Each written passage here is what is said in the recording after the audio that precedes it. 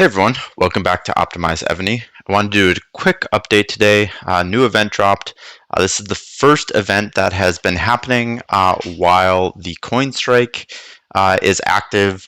For more details on the coin strike, I'll put the link to the Discord in the description of this video, but I'm assuming a lot of you are already there. We have close to 10,000 people in that Discord, and I just want to talk about a few things with the update and how it relates to the coin strike and things like that. So first, there was a new update that was sent out. I have a screenshot of it here. There's a bunch of different things that they've done. Interesting, the World Boss event does not wound troops anymore, and it looks like they're actually increasing the damage dealt, like basically the troop type advantage for the particular versions of World Boss. So if it's World Boss Bird of Hurricane, you want to attack it with ground troops, and Thunder Scorpion, you want to attack with ranged troops now. That's kind of always been the case, but I think they're just increasing the amount that it actually matters. They're doing the quick heal now. I'll talk a little bit about that a little bit later. But what I really wanted to talk about here is this new Alliance gift option. So a new setting has been added to the Alliance gifts feature. You can choose whether or not to send Alliance gifts to members at the bottom of the Alliance gift page. So what does this actually mean? Let's go back to the game. Basically, when you have the option here to not send Alliance gifts to your Alliance, which is dumb. You should always be sending the Alliance gifts to your Alliance. If you're going to coin, like, it does help your Alliance to some extent. You know, you get some small amounts of things here, but what I believe they're trying to do here is to give people a way to coin during the coin strike without their Alliance members finding out, or without them being notified. The gift still will increase the kind of gift percentage up here at the top, but it's not going to send the Alliance gifts anymore. So don't do this. I mean, and if you're participating in the coin strike, participate in the coin strike. Don't try and use this as an easy way out. So yeah, moving on from that, like there's also a number of really good events in this event. The biggest one that they added is this expedition. So basically what you do is you go and attack all of these different levels of things. It's really kind of boring. It takes a long time because you basically have to fight all of these different levels, and you can see like what the troops are actually doing here. But the early levels are very, very easy. You can just send whatever PvP march and just like let it auto do it. I'll show you what that actually means. I'm not going to actually win this because this is, you can see I'm at level 280, and we'll talk a little bit about how I got there. But basically, it gives you the option to auto advance, and so you can just basically let your game run for, it takes a long time. Actually, it takes probably like 30 to 45 minutes to get to the point where like you actually need to pay attention to it. But during that time, you're actually getting really good gifts. So particularly once you get over like 150, it gets pretty good. But then really once you get over 200, the gifts start becoming amazing. You start getting a lot of super safe resource boxes.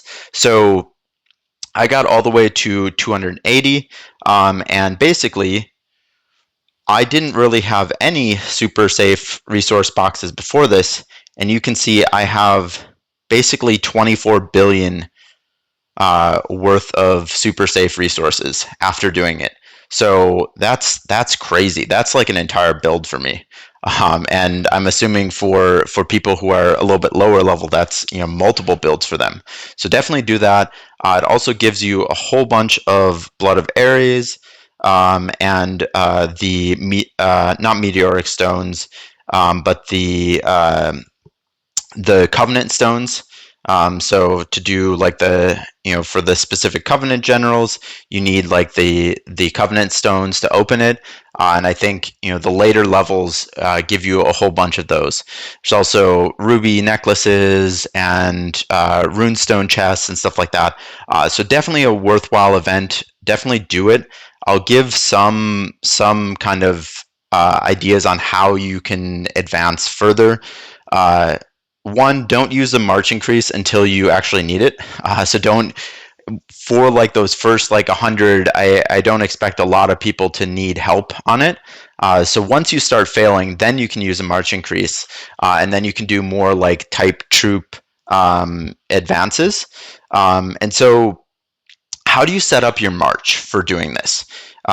You can kind of look at what the defender is doing, and the defender is doing like almost all high tier with layers, and that's kind of how you should set up your march as well, because it's not really about the power exchange or anything like that. It's really just about like, are you actually able to kill it?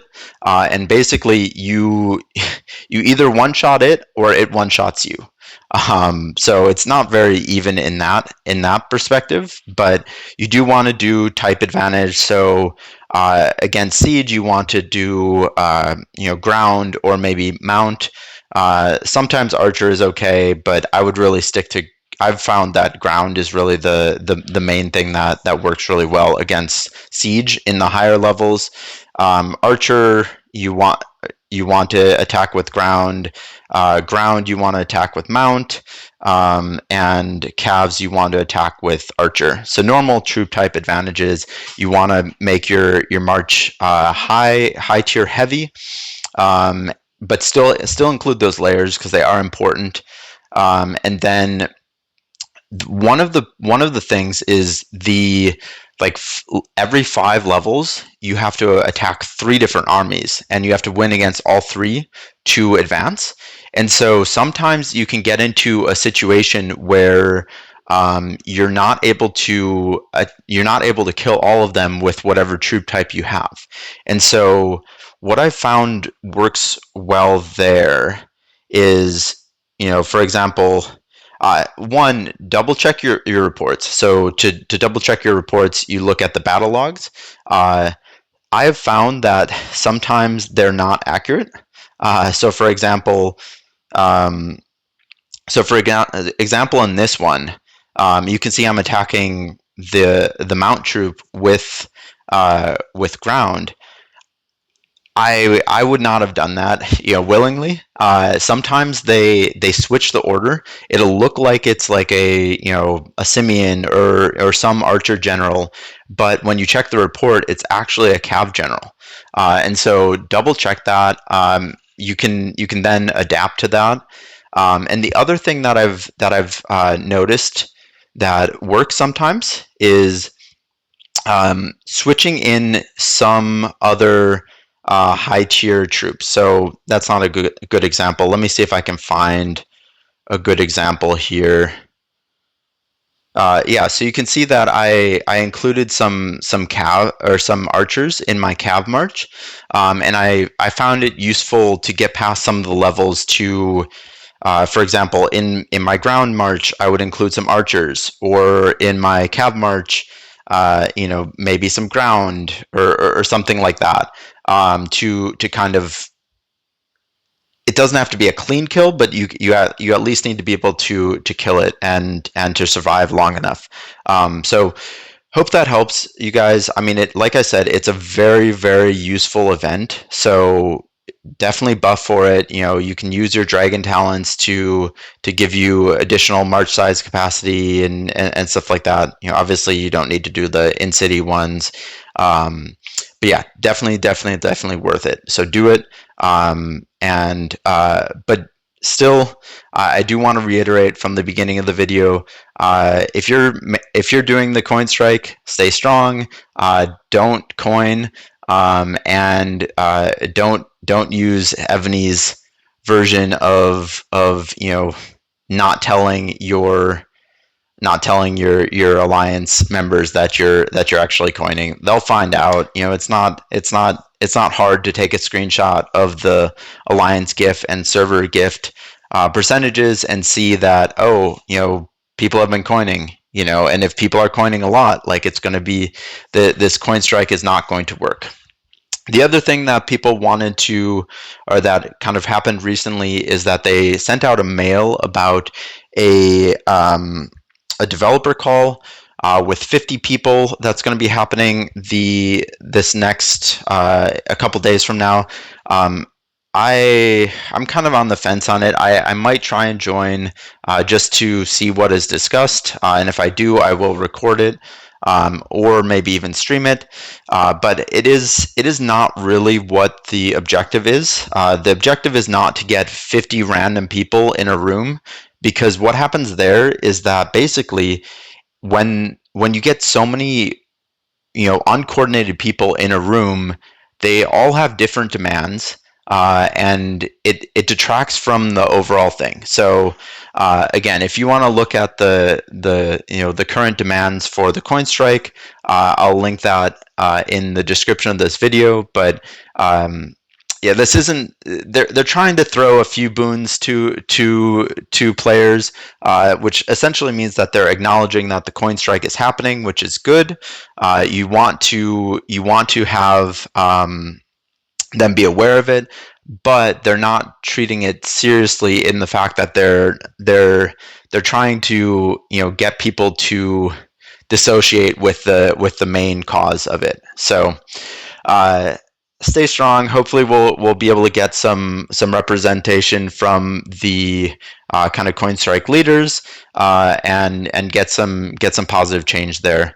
But yeah, that's all that I had for this new video. There's some other stuff in this update, but I don't think it's super important yet. If I figure out that it's more important, I will actually do another video on it.